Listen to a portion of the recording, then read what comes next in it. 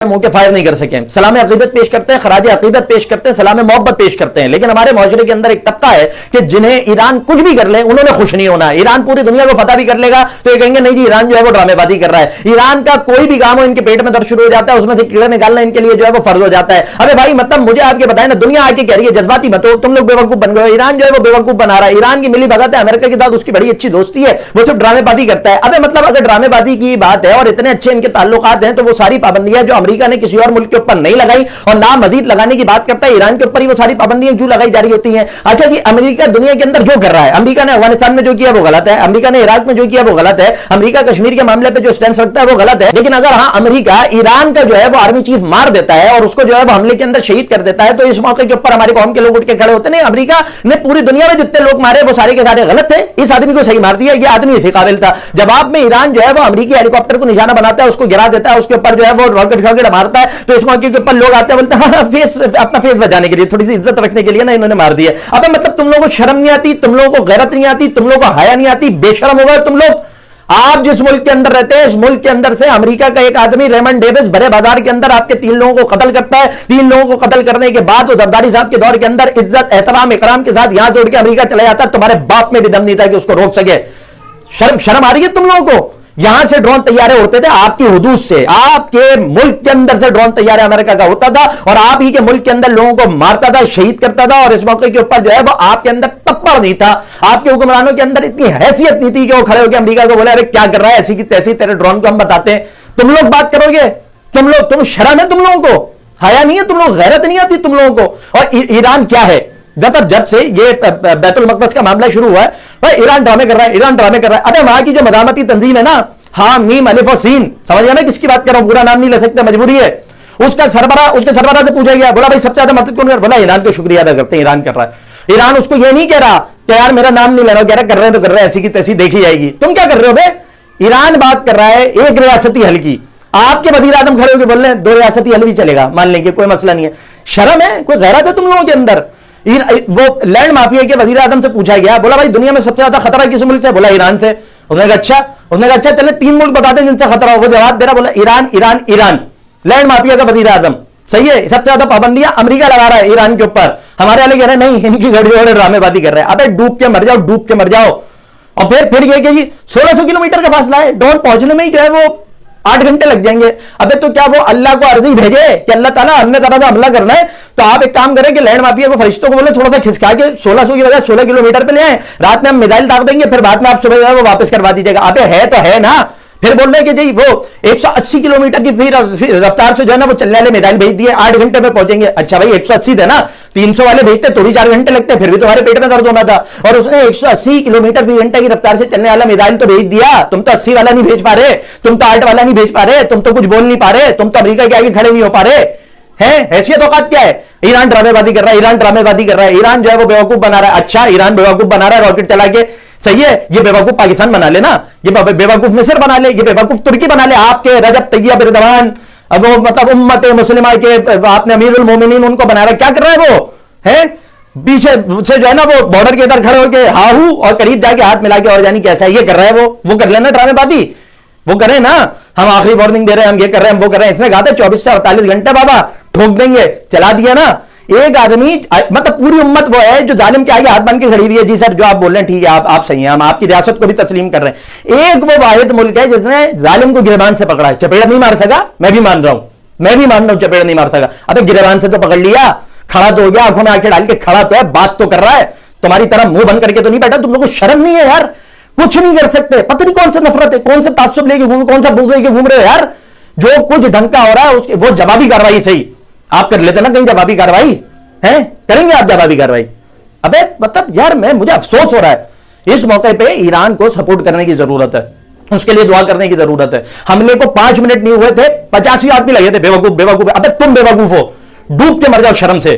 Literally मैं Iran को सलाम अकीदत पेश करता हूं, सलाम मोहब्बत पेश करता हूं, दुआ गो अल्लाह ताला इनकी मदद फरमाए, इनकी नुसरत फरमाए, इनकी हिफाजत फरमाए। और इस मौके के ऊपर उम्मत मुस्लिमा से सिर्फ इतना कहना चाहता हूं कि आज ईरान के साथ पाकिस्तान, तुर्की, अफगानिस्तान के खड़ा हो जाए ना, देखिएगा कल क्या हाल होगा। और ये भी मैं बता दूं, मतलब जो तबका है ना उन्हें एक पड़ोसी से बड़ी मोहब्बत है, दूसरे से नहीं है। वो जो पड़ोसी है ना जिससे आपको बड़ी मोहब्बत है, یہ وہ پڑوسی تھا جس نے آپ کو قبول کرنے سے انکار کر دیا تھا پاکستان کے وجود کو کہ ہم نہیں مانتے, ہم ان کے حق میں رائے نہیں دیں گے. اس موقع کے اوپر بھی ایران تھا جس نے سب سے پہلے آپ کو قبول کیا نا, سب سے پہلے ایکسپٹ کیا جس نے کھڑے ہو کے کہ میں مانتا ہوں یہ ملک ہے, وہ ایران تھا. شرم مگر ہمیں نہیں آتی, خود بزدل بنے ہوئے جس نے جوہ مردی کا کام کر دیا اس کے اوپر سوال اٹھا رہے ہیں. یقین کریں افسوس ہوتا. السلام علیکم جونم, کیسی طبیعت ہے؟ ٹھیک ٹھاک. کاروبار کے سفر میں جتنی مشکلات میں نے دیکھی ہے وہ میرے قریبی دوست بہت اچھی طریقے سے جانتے ہیں. میرا سامنا ایسا بھی ہوا ہے کہ میں اکیلا اور سامنے 10 لوگ, اور 10 لوگوں نے مجھے تشدد کا نشانہ بنایا, جس میں ایک FIR بھی ہوئی اور وہ سارے بندے پکڑے گئے. پھر اس کے بعد 50 لوگوں نے مجھ سمیت, ہم میرے ساتھ 5 سے 10 لیبرز تھے کوادر میں, وہ ایک انسیڈنٹ آیا. ہر موقع پہ, ہر گھڑی پہ میں نے جو ایک چیز دیکھی ہے نا کہ کچھ تماشائی ہوتے ہیں اور کچھ ایسے دوست آپ کے ساتھ ہوتے ہیں جو پوری طریقے سے اپنے آپ کو خون آلود کر دیتے ہیں, اور کچھ ایسے ہوتے ہیں جو کم از کم کوشش کرتے ہیں, آواز بلند کرتے ہیں, اور چند ایسے ہوتے ہیں جو چھڑوانے کی کوشش کرتے ہیں. اس وقت جو فلسطین کے ساتھ ہو رہا ہے اور ایران نے جو آج رات کر دیا, وہ ایک بہت بڑا تماچا ہے ان تمام تر لوگوں کے منہ پر جو بچپن سے, کیونکہ میرا اپنا تعلق ایک سنی گھرانے سے, ہمیں یہی سکھایا گیا کہ بھائی ایران تو یہودی کا ایک ناجائز اولاد ہے, یہود تو پال ہی رہا ہے ایران کا, اور ایران مسلمانوں کا سب سے بڑا دشمن ہے. اور سب سے اچھا تو ماشاءاللہ سعودی ہے, کیونکہ خانہ کعبہ کی کنجی ان کے پاس ہے, ان کے خادم وہ ہیں. تو سب سے اچھے تو بھائی جو عربی ہے وہی ہے, جو قطر ہو گیا, UAE ہو گیا, سعودی عربیہ ہو گئے, یہ تو ماشاءاللہ جنت کے فرشتے ہیں.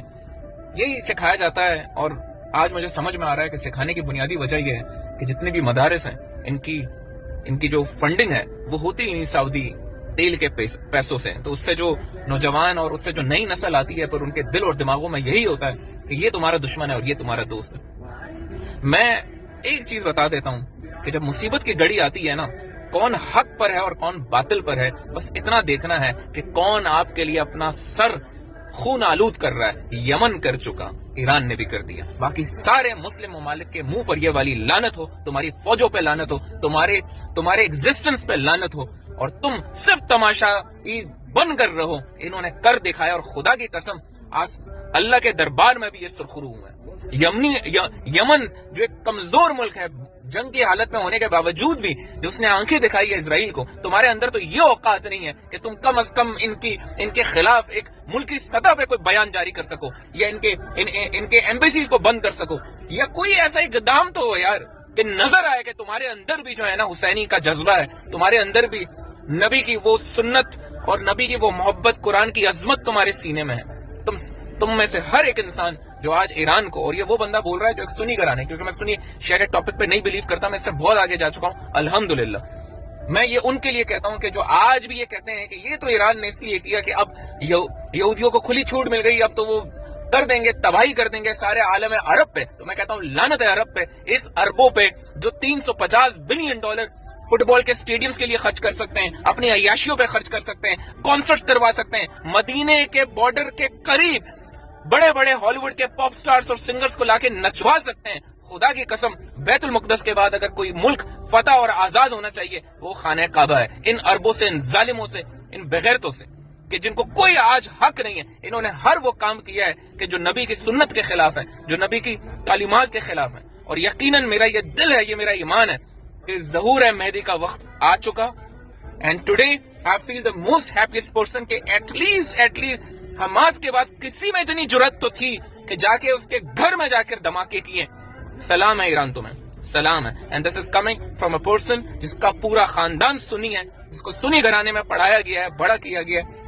میں آپ سے یہ کہتا ہوں اللہ تعالیٰ کی سلامتی پہ ہو آپ لوگوں پر. You have won the hearts of many people like me who are unbiased and who think rationally. Thank you.